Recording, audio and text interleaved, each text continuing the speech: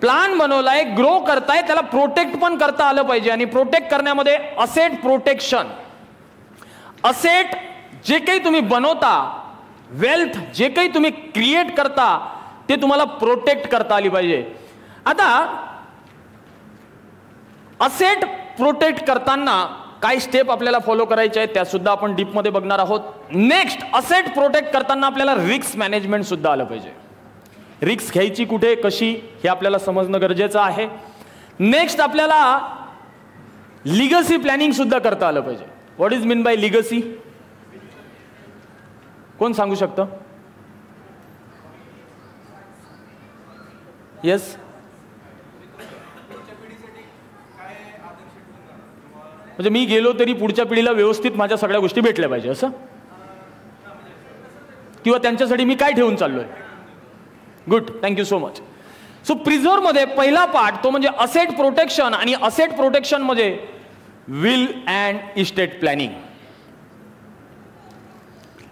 तुम्ही प्लान बनवणार, 10 वर्ष फॉलो करणार, त्याला ग्रो करणार, आणि मग काय तर मुलं बाळ भांडणं करणार की त्यांनी 2 एकर शेत घेतलंय, त्यातलं माझं 3 आहे, त्याचं 1 आहे. काय संबंध? तुम्ही बघितलंय या चक्रात कित्येक जणांचे मर्डर झाले बरं का, भांडणं झालेत. काय तर प्रॉपर्टीसाठी फक्त. अतिशय इम्पॉर्टंट महत्वाचा पार्ट आहे, मी तुम्हाला सांगतोय. प्रॉपर्टीला सुरक्षित ठेवता आलं पाहिजे. बनवतात तर खूप जण मी बघितले, बट त्याला व्यवस्थित देता नाही आलं. आणि जर देता नाही आलं ना, त्याच्यात जर तुम्ही गेल्यानंतर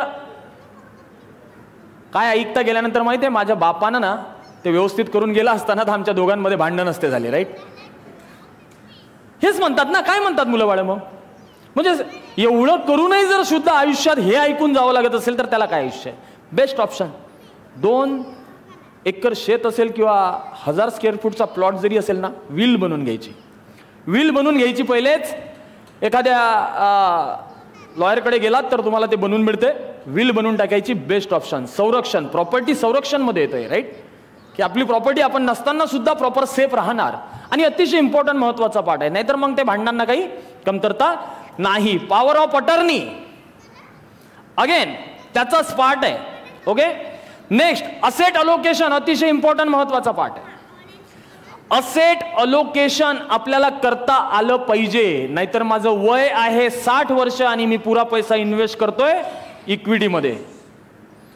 माझं वय आहे 30 वर्ष आणि मी पूर्ण पैसे इन्व्हेस्ट करतोय एफडी मध्ये. It will not make sense. Asset allocation करता आलं पाहिजे.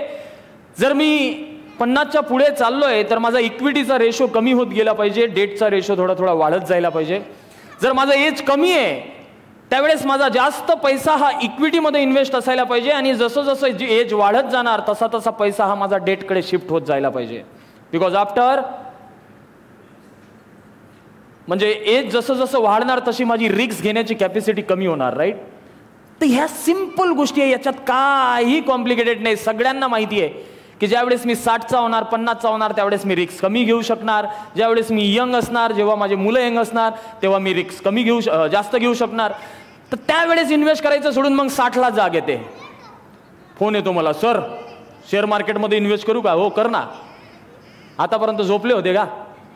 तर मला हे तुम्हाला सांगायचं आहे की ह्या बेसिक गोष्टी आहे ज्या आपल्याला समजणं गरजेचं आहे, आपल्या मुलाबाळांना सुद्धा आपल्याला सांगणं गरजेचं आहे. याच्यात काही मोठी गोष्ट नाही आहे. मी तुम्हाला गॅरंटी देऊन सांगतोय, कुठे जावं लागत नाही तुम्हाला ह्या सगळ्या नॉलेजसाठी. हे बेसिक आहे, कॉमन सेन्स वाला नॉलेज आहे.